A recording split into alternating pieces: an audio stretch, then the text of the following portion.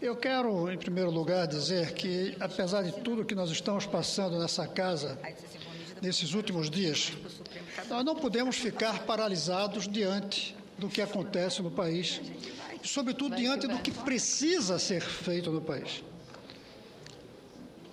Temos que falar sobre o futuro, sem ficarmos presos ao presente. Entretanto, falar do futuro sem fazer uma referência ao presente pode parecer uma omissão. Por isso eu quero iniciar essa minha fala, que é sobre o que é preciso o Brasil fazer do ponto de vista da economia, deixando claro que essa casa precisa, o mais rápido possível, tomar as medidas necessárias para deixar para trás o assunto que nós estamos vivendo e nos angustiando do caso do senador Demóstenes. Eu aproveito, por isso, o início da minha fala para dizer que estou solidário com aqueles, creio que a senadora Ana Amélia, senador Taques e senador Randolph, que pediram uma aceleração da instalação da Comissão de Ética e a análise do assunto que hoje nos angustia. Eu deixo isso claro para não parecer que temos que falar do futuro ignorando o presente. Mas o que eu quero falar sobre o futuro e diz respeito às medidas lançadas hoje pela presidenta Dilma em relação à economia. Por um lado, é preciso começar dizendo que eu fico feliz de perceber que o governo não está parado, que o governo está descobrindo que nós vivemos uma crise, que nós estamos padecendo de problemas e que precisamos tomar cuidado e enfrentarmos com rigor os problemas que estamos atravessando. Ao mesmo tempo, dizer da preocupação de voltarmos ao velho, antigo estilo de pacotes, como se a economia pudesse ser regulamentada, incentivada, promovida por um pacote hoje, outro daqui a 6 meses, outro um ano depois, 2 anos depois, e no fim voltarmos a ter a economia como uma colcha de retalhos. A política econômica sem uma linha clara de médio e longo prazo e uma economia sem a estabilidade necessária para poder funcionar sem intervenções, a cada tanto tempo, de pacotes. Além disso, uma análise muito rápida, porque faz muito pouco tempo que saíram as medidas, chamadas novas medidas do Plano Brasil Maior. É preciso dizer que o diagnóstico do governo parte de que é uma desaceleração na indústria e diz que isso é um fenômeno global. Isso é uma meia-verdade. Pode ser um fenômeno global pela passagem da economia em direção aos serviços, mas, no nosso caso, a chamada desindustrialização, a desaceleração da indústria tem um nível muito mais grave do que nos outros países. Fala da letargia dos países ricos, que começa a afetar os emergentes. É verdade, mas afeta sobretudo por falta da competitividade que o Brasil não vem tendo e que o plano reconhece ao colocar problemas que nós vivemos por causa do mercado interno dinâmico, de geração de emprego e renda, que nos dá um fôlego. Por causa da solidez fiscal e acumulação de reservas, que aqui é preciso reconhecer, o diagnóstico está correto. Mas quando fala em menor dependência dos mercados externos, nós não vemos ainda clareza de como conseguir essa redução de dependência, porque a simples desoneração de folha de pagamento, a simples redução de custos não vai trazer para nós menor dependência se nós não formos capazes de criar no Brasil produtos novos que dinamizem a demanda por nossos novos produtos. Isso a gente não está tendo condições de fazer. Fala de um grande programa de investimentos, é verdade, mas não diz que esse programa não está sendo realizado no ritmo proposto.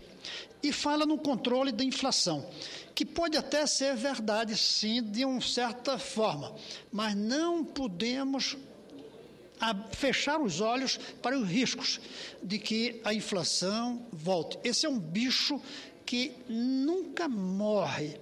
Considerar a inflação morta é o maior risco para a volta da inflação. Finalmente, eu quero tocar no fato de que medidas que fazem parte da estratégia de desenvolvimento brasileiro, que é isso que dizem as novas medidas. nós não temos visto com clareza uma estratégia de desenvolvimento brasileiro. A prova é que precisamos de pacote. Quando se precisa de pacote, é porque não se tem uma estratégia de médio e longo prazo. E o pacote, gente, é preciso saber que cada vez que ele resolve um problema, ele cria outro. A desoneração, por exemplo, de, se eu não me engano, 7 bilhões e um pouco mais de 7 bilhões, ela vai trazer um alívio. Pode até reduzir um pouco o custo de produção. Pode, com isso, dinamizar a demanda, seja interna, seja externa. Mas vai gerar um buraco nas estatísticas. E, ao mesmo tempo, quando a gente compara os valores, 7 bilhões de renúncia fiscal daria para pagar 2 anos do piso salarial que os governadores reclamam que não tem dinheiro. Não do piso inteiro, da complementação para atender às necessidades dos municípios e dos estados. Nós precisamos também fazer alguns elogios, por exemplo, ações sobre o câmbio. Claro que é correto fazer isso, sobretudo com o IOF, com medidas indiretas, como a redução da taxa Selic, mas isso não é eficaz no longo prazo. No longo prazo, câmbio se controla aumentando a entrada de divisas graças a exportações e não graças a fluxos de divisas que vêm aqui ficar algum tempo. Não é com impostos sobre câmbio que isso vai se resolver o problema do câmbio no médio prazo. Resolve imediatamente, por isso a gente não pode dizer que foi errado. Mas temos que dizer que foi certo, mas não foi permanente, foi conjuntural, foi circunstancial. Não é bastante, embora não seja errado. É preciso lembrar também que, quando se fala em compra da produção nacional, as compras governamentais preferindo os bens nacionais, que isso é positivo. Mas a pergunta é, quanto vai custar isso? Porque a gente vai terminar pagando mais caro do que se não comprasse os bens nacionais. Estabelece uma prioridade para a aquisição de bens e serviços nacionais com margem de até 25% sobre produtos importados. Isso deve custar 3,5 a 4 bilhões de reais. É um valor substancial. É errado fazer isso? É certo, mas é insuficiente. É certo, mas é perigoso. É certo, mas vai gerar outro problema no outro lugar. E isso é que a gente não pode esquecer. Os pacotes resolvem um problema e criam outros. Uma estratégia de longo prazo, mesmo que os problemas vão surgindo, a gente pode enfrentar, porque sabe o rumo que vai continuar fazendo. Existe a tentativa, claro, a proposta, a defesa, de que vai se fazer defesa comercial. É errado? Não é certo. Mas eu pergunto, combinaram com os nossos parceiros do exterior de que nós vamos reduzir as importações deles? Combinaram ou eles vão fazer o mesmo que nós estamos fazendo? E aí o que a gente consegue aqui, ao controlar as importações, a gente perde quando eles controlam também as importações deles e diminui as nossas exportações. E com um agravante, pagando um preço mais alto dos produtos nacionais do que dos produtos importados e, portanto, gerando o risco de uma pressão inflacionária. Finalmente, eu quero falar dos incentivos ao setor de informação e comunicações. Isso devia ser ao setor de geração de conhecimento, não só de informação e comunicações. E é isso que a gente sente falta numa estratégia de longo prazo do governo. Um programa de resolver nossos problemas através do investimento na criação no Brasil de um poderoso, vigoroso Sistema Nacional do Conhecimento, com as escolas de educação de base, com as universidades, com o Sistema S, com as indústrias, com institutos de pesquisa, todos juntos, auxiliando o Brasil para ter uma economia dinâmica, mas não dinâmica só na taxa de crescimento, dinâmica no tipo de produto que nós temos. E esse tipo de produtos nós não vamos ter baseados na velha indústria mecânica que o país tem tido e que esse projeto, essas medidas, esse pacote vão ajudar.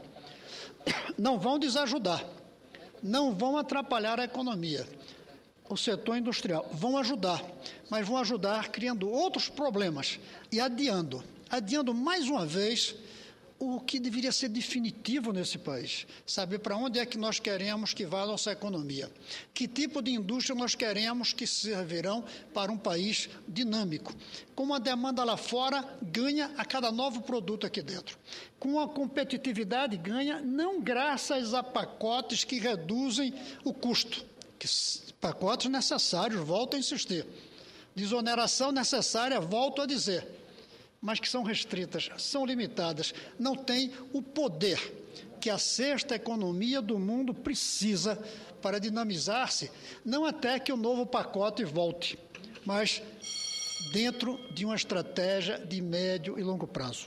Eu concluo, senadora, dentro desses 2 minutos adicionais, dizendo que não está errado o pacote, está correto, mas é insuficiente, é limitado e é de curto prazo.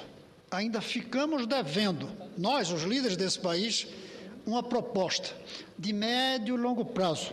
E essa proposta não tem como fugir, vai ter que se beneficiar da construção de uma poderosa infraestrutura do conhecimento, capaz de fazer não apenas uma economia que produza muito, mas que produza as coisas certas para o futuro do Brasil. É isso, senhora presidenta, que eu tinha para colocar com meus comentários sobre essas novas medidas lançadas hoje pelo governo.